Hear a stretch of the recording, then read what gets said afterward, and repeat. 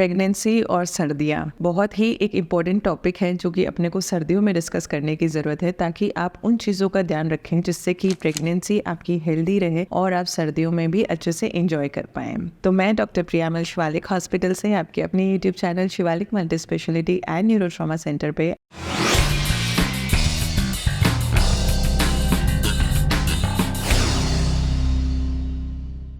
सबसे पहली बात कि आपको बीमार कम पड़ना है। अब देखिए, प्रेगनेंसी है, प्रेगनेंसी में इम्यून सिस्टम वैसे ही कमज़ोर हो जाता है क्योंकि वो आपको और आपके बेबी दोनों को प्रोटेक्ट करने के लिए लगा हुआ है। दूसरी बात कि ठीक है, अपने को अंदर रहना ज़्यादा अच्छा लगता है और रहना भी चाहिए, लेकिन जब आप अंदर रहते हैं और आपके फैमिली में लोग हैं, तो अगर उन फैमिली में किसी को भी इन्फेक्शन है, सर्दी है, जुकाम है, तो आपको वो जल्द से जल्द पकड़ सकता है। तो आप प्लीज़ अपना ध्यान रखें, उन लोगों से दूरी मेंटेन करके रखें जिनको ऑलरेडी इन्फेक्शन है, या फिर मास्क का उपयोग करें। अब कुछ पॉइंट्स मैं आपको बताऊंगी जिनका ध्यान आपको रखना है, तो आपको इन्फेक्शन कम से कम होगा और आपको सर्दी जुकाम का खतरा कम होगा। सबसे पहला एक फ्लू वैक्सीन का शॉट आता है, हेमोफिलस इन्फ्लुएंजा वैक्सीन, तो ये आप अपने डॉक्टर से डिस्कस करके लगवा सकते हैं। दूसरा पॉइंट है कि अपने को हाथ धोने में बहुत ठंडी लगती है, सर्दियों में पानी ठंडा रहता है, तो आपको गर्म पानी अपने पास में रखना है और पूरे दिन में आपको बार बार हैंड वॉश करना है ताकि कोई भी जर्म्स या वायरस अपने हाथों पे लगे हुए हैं तो वो वॉश आउट हो जाए। अच्छा, अब हैंड वॉश करना क्यों जरूरी है? क्योंकि जब हल्का सा भी कोई भी जुकाम हो जाएगा, थोड़ी सी नाक बहेगी, तो आप क्या करेंगे, अपने हाथों से नाक को टच करेंगे,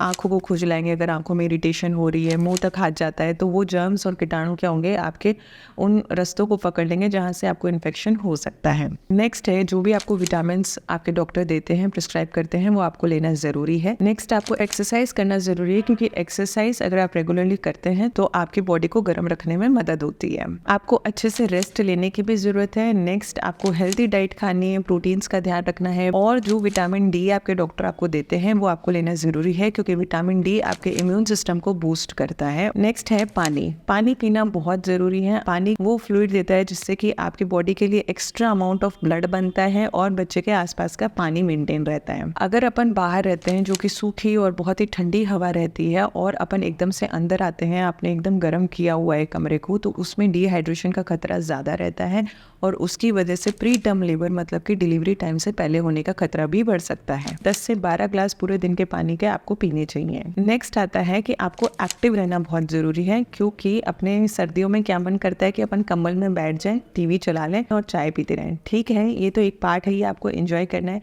लेकिन अगर पूरे दिन में आप 1 घंटा अपनी एक्सरसाइज को देते हैं, इंडोर एक्सरसाइजेस आप कर सकते हैं, जैसे कि मान लीजिए आपके पास ट्रेडमिल है तो आप उसके ऊपर वॉक कर सकते हैं, या फिर आप योगा कर सकते हैं। अगर धूप निकली हुई है तो धूप में आप बाहर वॉक करके आ सकते हैं। नेक्स्ट आता है कि आपको अपनी स्किन को ड्राई नहीं होने देना है, क्योंकि प्रेगनेंसी खुद एक ऐसा स्टेट है जिसमें कि आपकी स्किन ड्राई रह सकती है, सूखी रह सकती है। आपकी स्किन प्रेगनेंसी में वैसे ही स्ट्रेच होती है क्योंकि अपने पेट का साइज बढ़ता है, तो जब स्किन स्ट्रेच होगी तो खुजली ज्यादा चलेगी, सूखापन ज्यादा रहेगा। उसके लिए आपको मॉइस्चराइजर अच्छे से यूज करना है। आप नारियल का तेल यूज कर सकते हैं, गर्म पानी का उपयोग आप कर सकते हैं। नेक्स्ट, आप ह्यूमिडिफायर्स आते हैं आजकल मार्केट में, तो आप ह्यूमिडिफायर लगवा सकते हैं अपने कमरे में, जो कि आपके कमरे की नॉर्मल हवा को मेंटेन रखता है। आपको जो कपड़े पहनने हैं वो एकदम लूज कपड़े पहनने हैं, और आपको कॉटन के क्लोथ्स पहनना जरूरी है, क्योंकि कॉटन के क्लोथ जब आप पहनेंगे तो आपकी स्किन को एयर अच्छे से मिलती रहेगी। अब जो ये खुजली आपको चलती है ड्राई स्किन होने की वजह से, अगर ये लोशन वगैरह से ठीक हो जाती है तो इट्स ओके, लेकिन अगर ये ठीक नहीं होती तो आपको अपने डॉक्टर की सलाह लेना जरूरी है, क्योंकि प्रेगनेंसी में कंडीशन होती है जिसे अपन कहते हैं intra hepatic cholestasis of pregnancy, जिसमें प्रेगनेंसी में लीवर का इन्फेक्शन हो सकता है, उसकी वजह से भी खुजली होती है। तो इसमें आपको टेस्ट की जरूरत होती है और मेडिकल ट्रीटमेंट की जरूरत है, तो इस टाइम अपने डॉक्टर को आप जरूर दिखाइए।